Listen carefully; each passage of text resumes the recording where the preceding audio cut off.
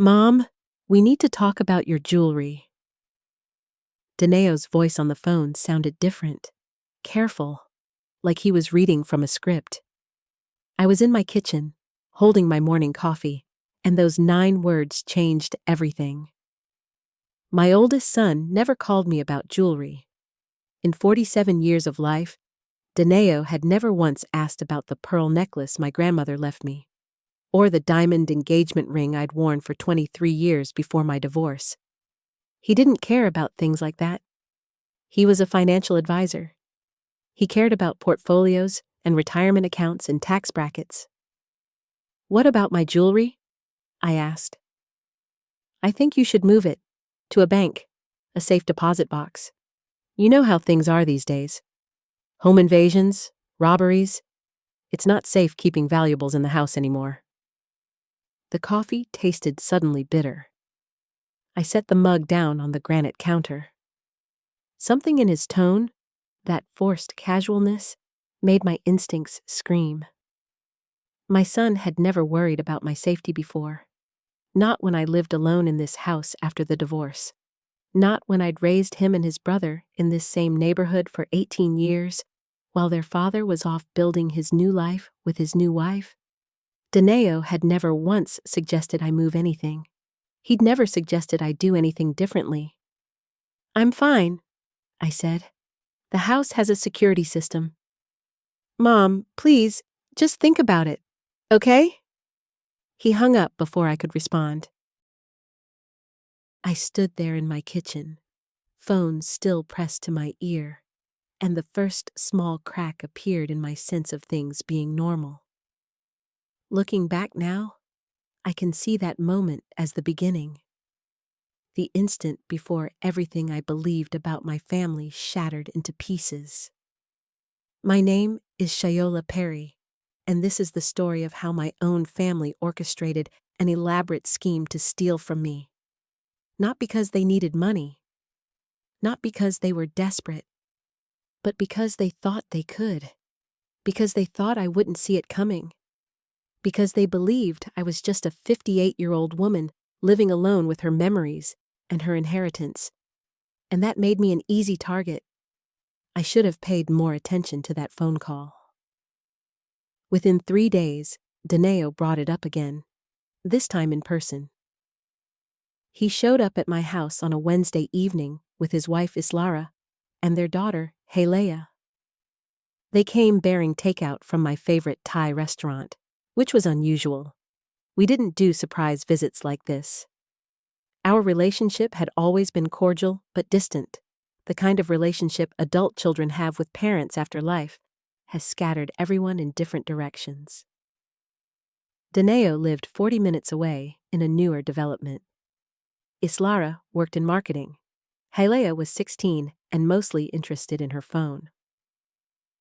"We're worried about you," Clara said as we sat in my dining room. She was a beautiful woman, polished and sharp, with the kind of confidence that came from always being the smartest person in the room.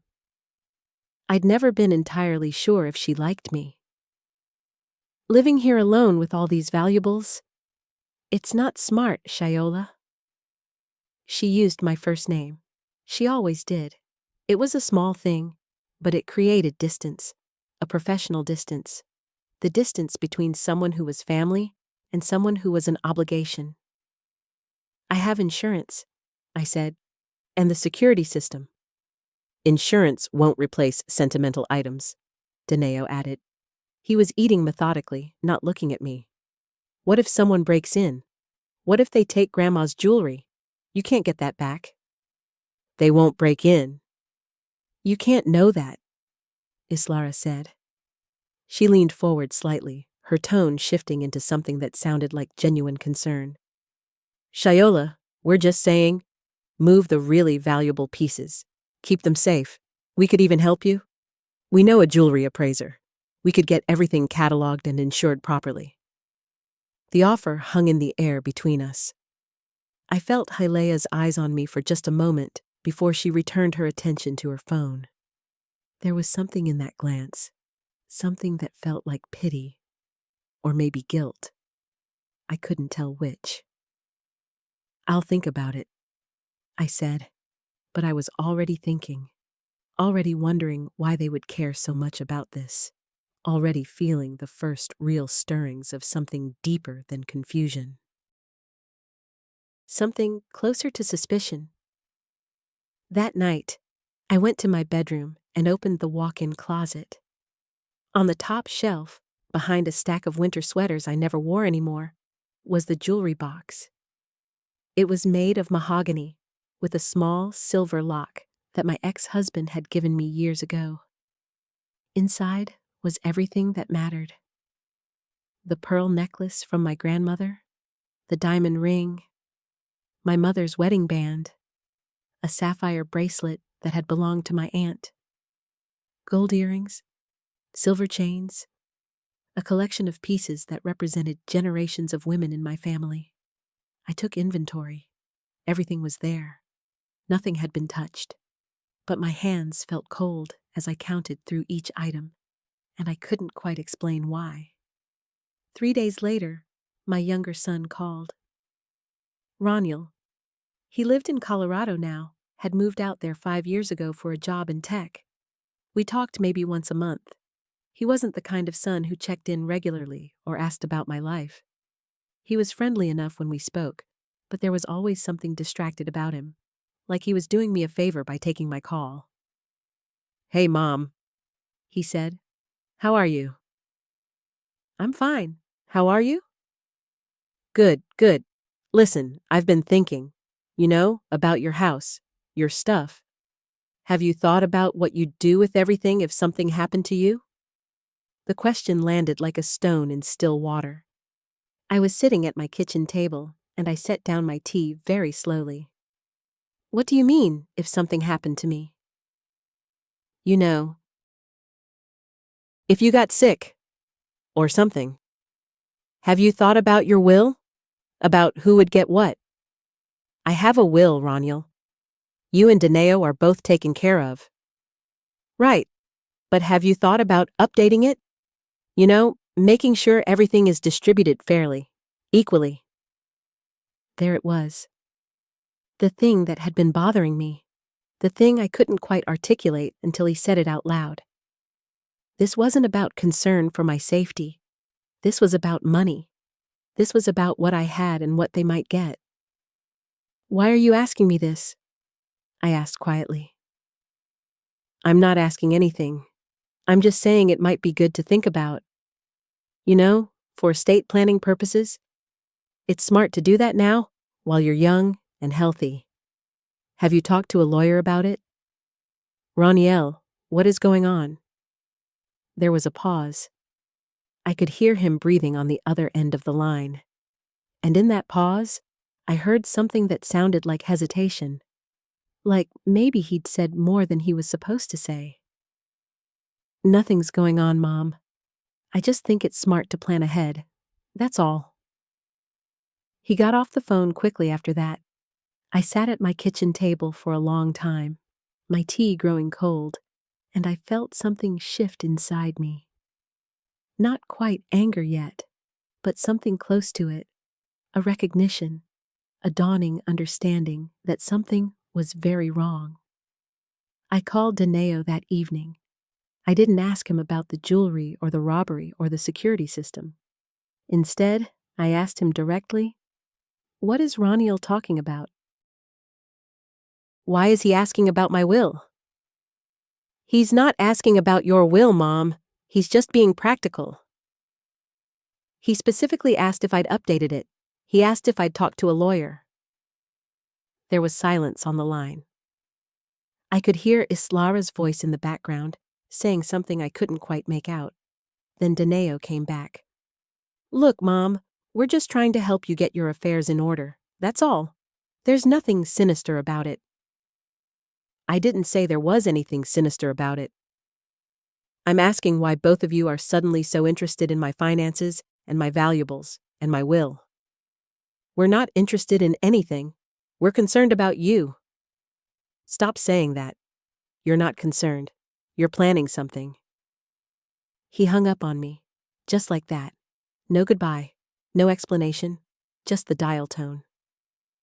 I stood in my living room with the phone in my hand, and I realized that I had no idea who my sons had become. Or maybe I'd never known them at all. That night, I couldn't sleep. I kept thinking about the conversations, the pattern of them, the careful way they'd been orchestrated. Daneo mentioning the jewelry, Islara offering to help appraise it, Raniel asking about my will. It was like watching someone shuffle a deck of cards and lay them out one by one, thinking you wouldn't notice the pattern. I got out of bed at 2 a.m. and went to my computer. I opened my email and started scrolling through old messages. Emails from Daneo about financial planning. Emails from Raniel asking about my insurance. Emails from Islara with links to articles about home security. They were all there. All of them dated within the last few weeks. All of them part of the same careful construction. I opened a new email and typed a message to my ex-husband Marcus. We'd been divorced for 12 years, but we'd maintained a cordial relationship. He was good about staying in touch with the boys. He might know something. He might have noticed something I'd missed. Have the boys said anything to you about my house? My jewelry? My will? Something feels wrong. I need to know if I'm being paranoid or if there's actually something happening. I sent the email at 2:47 in the morning. I didn't expect a response for hours, but Marcus called me back within 5 minutes. He'd clearly been awake. Or maybe he knew exactly what I was talking about and had been waiting for me to figure it out. Shiola, he said without preamble. Have you noticed anything unusual? Anything missing from your house? No, nothing's missing, but something's happening. I don't know what. I think they're planning something, Marcus said quietly. I don't have proof, but I've heard them talking. Not directly to me, but around me. At Halia's birthday party last month, I overheard Daneo and Islara talking to Raniel. They were discussing your house, your jewelry. They used the word inheritance more than once. My stomach dropped. What did they say about it? I couldn't hear everything, but I heard Raniel say something like, if we do this right, we can get it all. And then Daneo said something about making sure you wouldn't suspect anything until it was too late.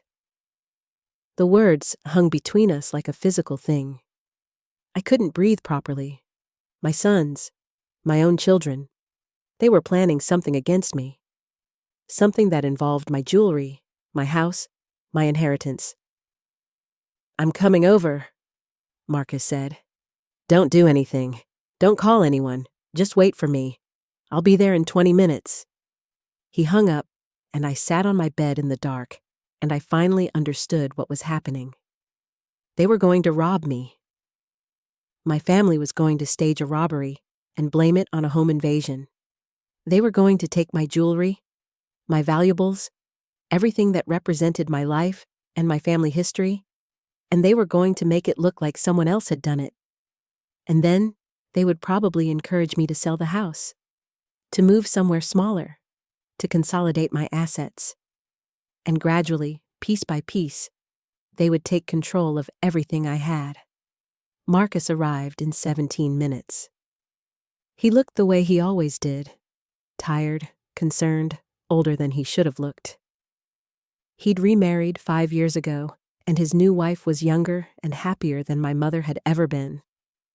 I'd made peace with that a long time ago. But seeing him now, in my kitchen at 3 a.m, I felt a surge of gratitude for him that I hadn't felt in years. Tell me everything, he said. I told him about Daneo's phone call, about the visit with Islara, about Raniel's questions, about the emails and the careful construction of concern that had all happened in the same time frame. Marcus listened without interrupting. When I finished, he sat back in his chair and rubbed his face. I need to tell you something, he said. Something I should have told you already. I heard more than I told you on the phone. Roniel was talking about timing. He said something like, "We need to do it soon, before she changes her will." And Daneo said, "I've already talked to someone who can make it look real." Make what look real? The robbery, Shayola. They're planning to stage a robbery. They're going to hire someone to break into your house. They're going to take your jewelry, your valuables, everything. And then they're going to tell the insurance company that you were robbed. And when the insurance company pays out, they're going to help you recover by having you move in with them, or move to a smaller place, or downsize somehow. And gradually, they're going to take control of everything. I stood up and walked to the window. My house looked the same as it always did. The same house I'd raised them in. The same house where I'd nursed them through chickenpox and helped them with homework and waited up for them when they came home late. The same house where I'd cried alone after their father left. The same house where I'd built my life. "We need to call the police," I said. "And tell them what? That you think your sons are planning something? They haven't done anything yet, Shayola. We have no proof. We have suspicions and overheard conversations. A lawyer would tear this apart in seconds." "So what do we do?" Marcus stood up and came to stand beside me at the window. "We wait, and we watch. And when they make their move, we catch them." I turned to look at him. "How?" "We set a trap." The plan came together over the next few hours. Marcus had a friend who was a private investigator. Someone who'd worked on divorce cases for years and knew how to document evidence. We would hire him to install hidden cameras in my house. Not just in the obvious places, but everywhere. In the living room, in the bedroom, in the hallway, in the closet where I kept my jewelry. We would record everything, and when they made their move, we would have proof. "It's legal," Marcus assured me. "You own the house. You can install cameras in your own home." I called the investigator that morning. His name was Harton Gonzalez, and he came to my house at 8 o'clock with equipment and a quiet competence that made me feel like I was doing the right thing. He installed cameras everywhere. Tiny ones that looked like smoke detectors. Ones that fit inside picture frames. He set up a system that would record everything to a secure server that only Marcus and I could access. "When do you think they'll make their move?" Harton asked as he was finishing up. "I don't know," I said. "Soon. They seemed like they were in a hurry." "Then we'll be ready," he said. I had to act normal. That was the hardest part. I had to answer Daneo's calls and pretend I was considering his suggestions. I had to smile at Islara when she texted me links to safe deposit boxes. I had to respond to Roniel's emails about estate planning with apparent interest. I had to be the woman they thought I was, the woman they thought they could fool. But inside, I was watching, waiting, and I was starting to see the pattern more clearly now that I knew what to look for.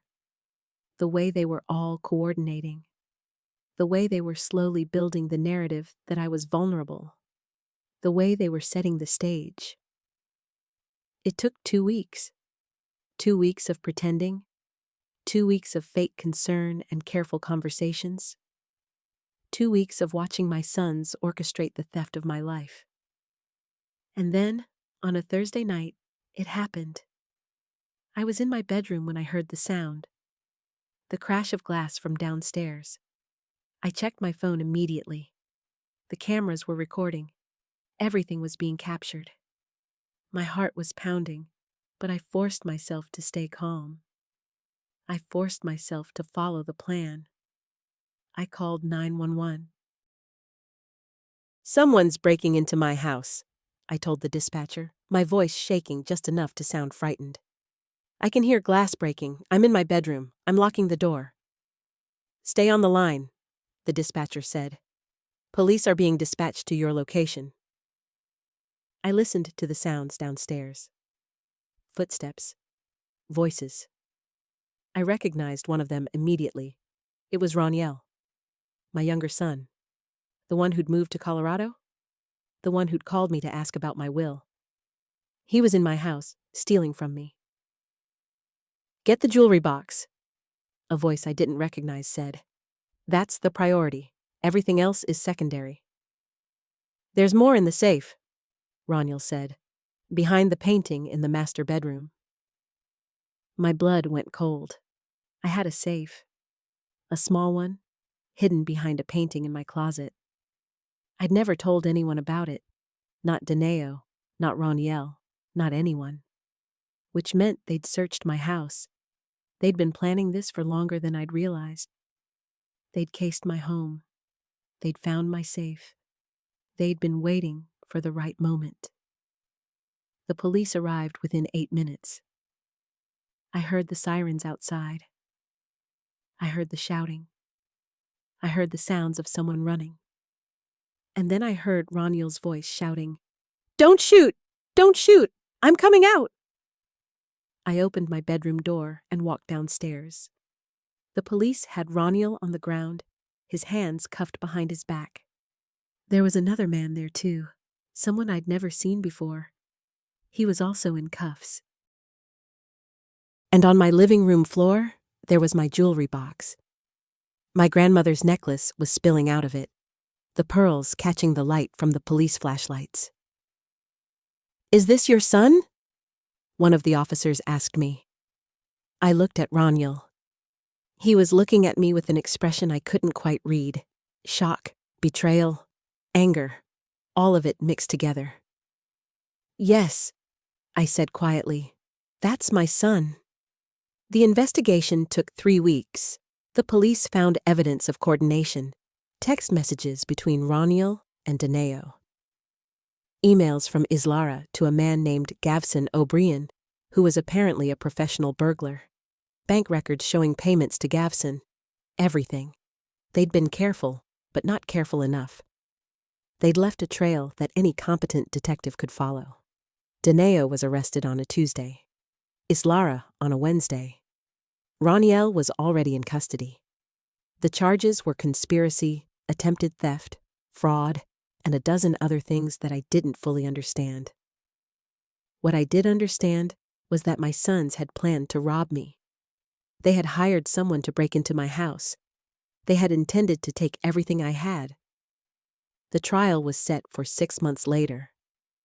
I had to sit in a courtroom and listen to my son's lawyers argue that they hadn't actually done anything wrong. That they were just planning. That intent wasn't a crime. That I couldn't prove they would have actually gone through with it. But I could prove it. Harton's cameras had recorded everything. I had footage of Roniel in my house, directing the burglar to my jewelry box. I had footage of him telling Gavson about my safe. I had footage of my son, the child I'd raised, stealing from me. The jury deliberated for 4 hours. They came back with guilty verdicts on all counts. Dineo was sentenced to 5 years, Islara to 3, Roniel to 4. They were led out of the courtroom in handcuffs, and I sat there in the gallery and felt absolutely nothing. Not satisfaction, not vindication, not even relief. Just a hollow, aching emptiness where my family used to be. Marcus put his hand on my shoulder as we left the courthouse. "It's over," he said. But it wasn't over. Not really. It would never be over. I moved out of the house 3 months later. I couldn't live there anymore. Every room held a memory of them. Every corner held a reminder of what they'd tried to do.